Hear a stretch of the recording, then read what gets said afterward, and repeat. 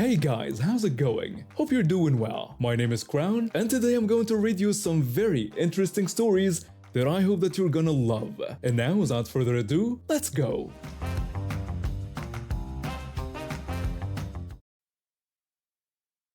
Last week, my doctor changed my blood pressure medication after my latest checkup showed some concerning numbers. I've been feeling dizzy lately, and apparently, my old prescription wasn't cutting it anymore. Today was the day to pick up my new meds, and since I was heading to the store anyway, I figured I'd grab some groceries too. I always bring my own bags to the store, not just because they charge for them now, but because I invested in these really nice insulated ones from CA Innovations. They weren't cheap, cost me about $80 for the set, but they're perfect for keeping frozen stuff cold on long drives.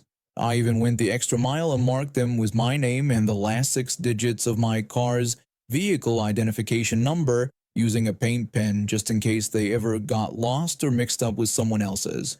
So there I was at the pharmacy counter, and I'd parked my cart off to the side where it wouldn't be in anyone's way. The pharmacist needed a few minutes to process my new prescription, so I waited patiently at the counter. That's when everything went sideways. When I turned back to my cart after getting my medication, my bags were gone. Just gone. Then I spotted them in another shopper's cart sitting right on top of her groceries as she walked away. The sheer audacity of it made my blood boil, but I kept my cool. Well, mostly. I caught up to her quickly and simply reached into her cart to take my bags back. That's when she started causing a scene. She began screaming for help and security, claiming that I was stealing her bags. I told her that these were my bags and reminded her that she had taken them from my cart while I was at the pharmacy counter. She insisted they were hers and claimed she had just bought them. I calmly suggested we wait for management to check the security cameras by the pharmacy counter, which would clearly show her taking them from my cart. She changed her tune then, arguing that she needed the bags more than I did since my cart was empty. I explained that my cart was empty because I hadn't started shopping yet, as I was getting my prescription first. She continued to argue, saying I was being selfish and that she had all these groceries and no bags. I warned her that I could see the manager approaching, and if she was still there when he arrived, I would tell him I wanted to press charges for petty larceny. I pointed to the bottom of one of the bags, explaining that my name and part of my car's vehicle identification number were printed there, challenging her to explain how these could possibly be hers. Her face went through about 5 different shades of red, and she suddenly remembered she had somewhere very important to be. She practically ran away with her cart, leaving my bags behind. The manager arrived just as she was disappearing down an aisle. He asked if everything was all right, mentioning that an employee had reported shouting. I explained that the woman had tried to steal my bags from my cart while I was at the pharmacy counter, but I had managed to get them back, though she wasn't happy about it.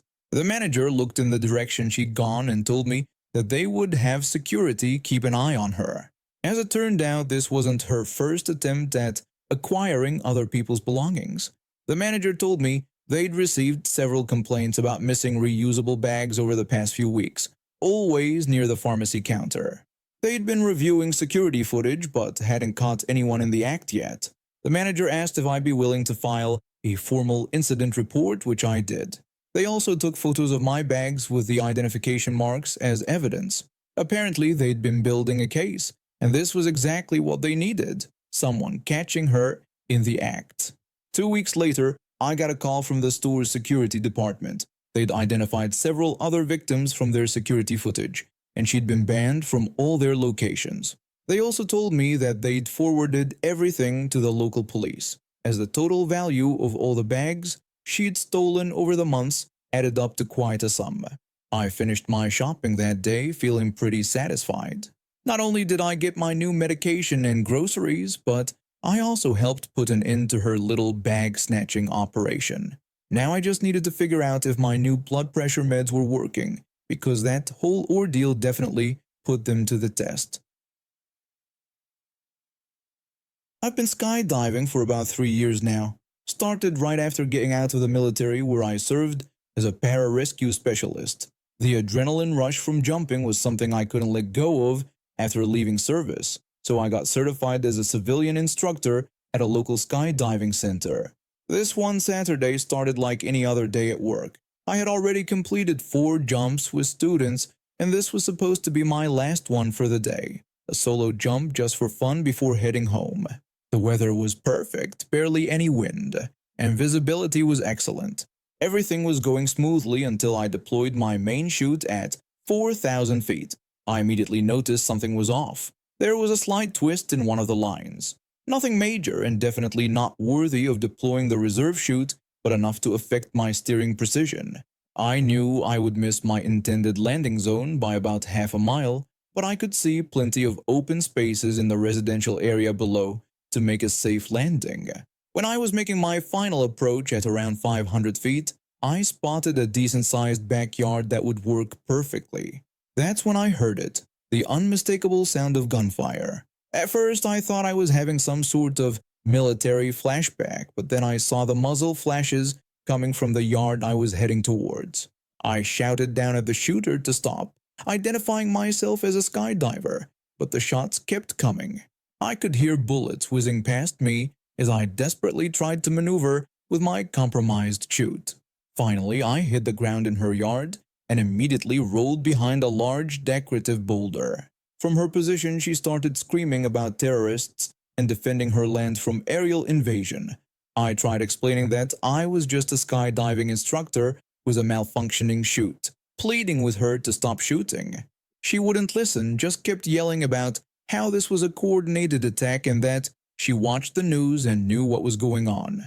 I could hear chaos erupting all around, car alarms going off, people screaming, dogs barking. Through all the commotion, I heard multiple neighbors calling the police. One neighbor across the street was yelling at her, pointing out that I was clearly a parachutist and that she had shot up their car. Another neighbor started shouting about their shattered living room window and that they were calling the police.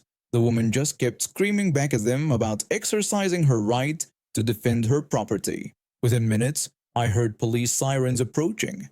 I was still crouched behind the boulder, my heart pounding. The first officer immediately ordered her to drop her weapon. She tried explaining to the officers that she was just defending herself from someone who invaded her property from the sky. A second officer had to sternly warn her that they would use force if she didn't put the gun down immediately. After what felt like forever, I heard the sound of the gun being placed on the ground. One of the officers called out to me behind the rock asking if I was injured. I called back that I was unharmed and explained that I was a skydiving instructor from the airfield 5 miles south, and that I had to land there due to a minor malfunction. After I came out with my hands up, things moved quickly. The police arrested her while she kept screaming about aerial invasions and her constitutional rights. Turns out she had fired 17 shots, hitting 3 parked cars and 1 house across the street. The responding officers found she was using an unregistered handgun, and she had no license to carry. The district attorney ended up charging her with multiple felonies: reckless endangerment, discharge of a firearm in a residential area, possession of an unregistered firearm, and attempted assault with a deadly weapon. She took a plea deal and got 5 years in prison, plus mandatory psychiatric evaluation and treatment.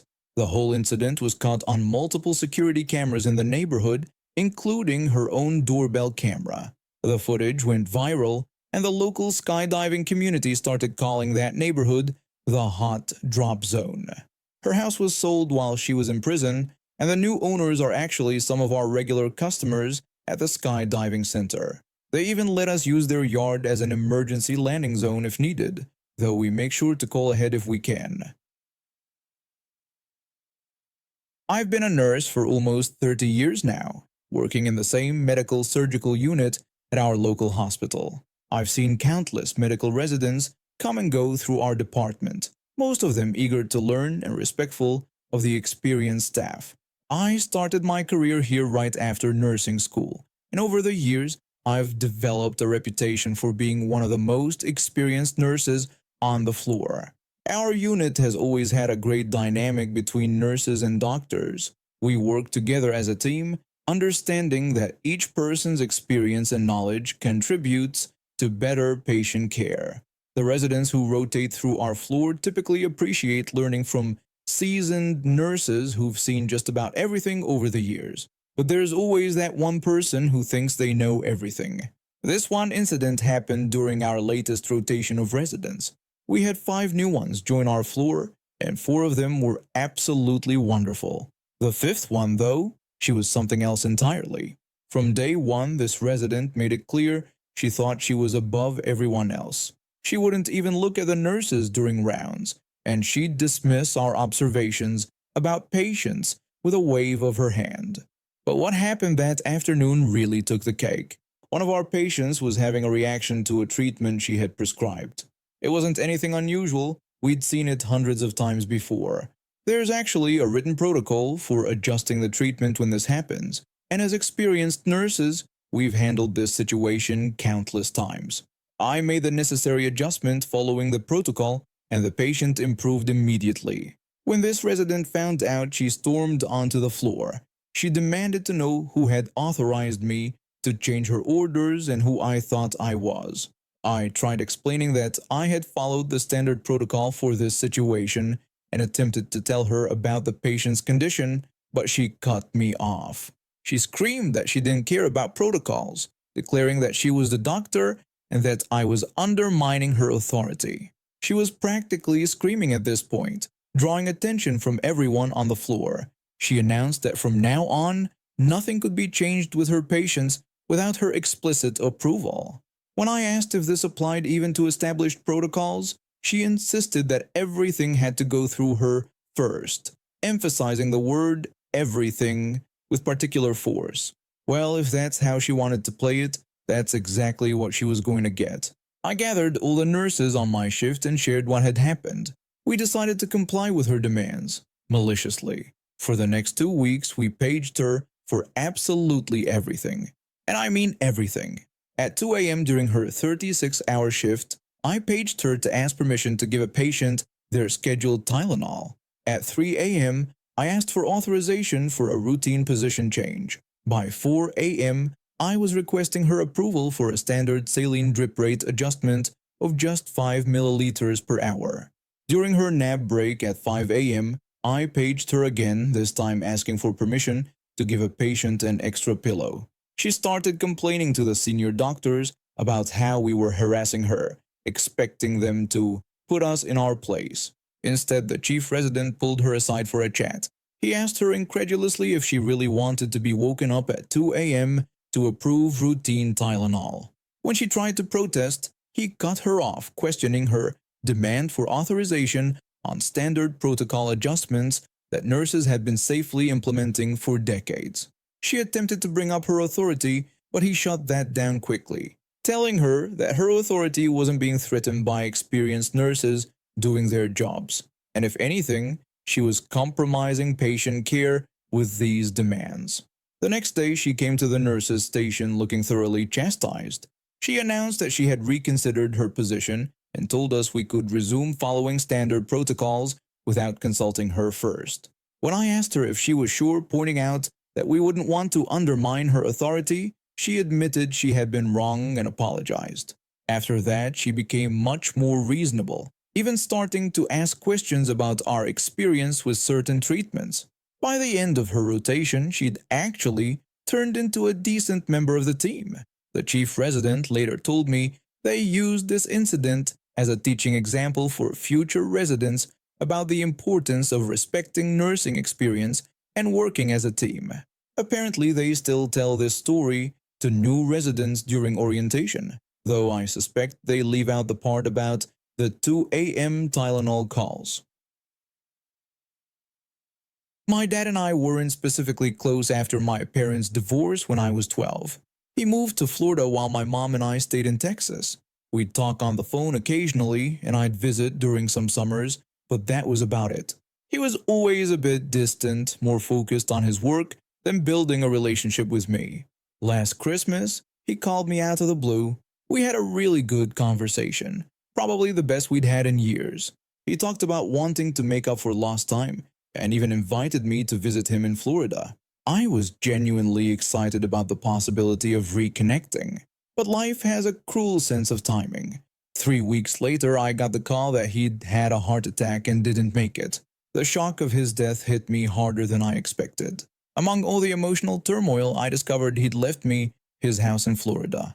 I couldn't deal with it immediately between grief, work, and sorting out other aspects of his estate. It took me a few months before I could fly out to see the property. That's when things got weird. I pulled up to the house, and there was clearly someone living there. The lawn was maintained, there was a car in the driveway, and I could see the TV on through the window. I knocked on the door, and a middle-aged man answered. I introduced myself as my dad's child and explained that I'd inherited the property and was there to inspect it. The man looked at me like I had two heads, before telling me that he was renting the place and had been for 3 years. When I asked about a lease agreement, he claimed he and my dad had a verbal agreement and that he paid in cash monthly. I requested to see some proof of payment, like receipts or text messages between him and my dad. He got defensive, insisting that he'd been living there legally and that my dad was fine with their arrangement. I tried to be understanding but explained that without documentation, we'd need to discuss him moving out. That's when his attitude completely changed. He said he wasn't going anywhere, claiming this was his home and that I'd have to evict him properly. I attempted to remain calm and reasonable, pointing out that without any proof of tenancy, he was essentially squatting, and I wanted to resolve this amicably. His response was threatening. He mockingly wished me luck proving anything, insisted he and my dad had an agreement, and threatened to sue me for harassment if I tried to force him out. He then slammed the door in my face. Over the next few days, I tried calling him several times, but discovered he'd blocked my number. I even sent him a formal letter requesting documentation of his tenancy, which he ignored. I hired a private investigator to look into this guy's background. Turns out he's done this before, moving into properties where the owners have passed away and claiming verbal agreements with the deceased. He's been involved in 3 similar cases in the past 5 years. Armed with this information, I contacted a lawyer specializing in real estate law. We filed for an unlawful detainer action and included evidence of his previous scams. The court expedited the case due to his history of fraudulent claims. When we appeared in court, he tried to play the victim, claiming I was harassing a legitimate tenant. But he couldn't explain why he had no proof of payment, no witnesses to corroborate his story, and most damaging, no explanation for his similar claims in other properties. The judge saw right through him. Not only was he ordered to vacate the property within 48 hours, but he was also fined for filing false statements in court. The judge referred his case to the district attorney's office for potential fraud charges due to his pattern of behavior. I had the locks changed with police present to ensure he left. When we entered the house, thankfully nothing was damaged, though he'd left it pretty messy. As I cleaned up, I found old mail hidden in a drawer, including letters addressed to other names, presumably from his previous scams. Now the house is empty, and I'm planning to sell it. This whole experience has been exhausting, but I'm glad I didn't back down. Sometimes I wonder if my dad knew about this guy at all, or if he moved in after Dad's death and just made up the whole rental story. I guess I'll never know for sure. The investigator told me this kind of scam is becoming more common, with people targeting properties of the recently deceased. So I hope my story serves as a warning to others who might find themselves in a similar situation. Document everything, trust your gut, and don't be afraid to get legal help when needed. And now we have reached the end of today's stories. Thank you for watching, and see you next time.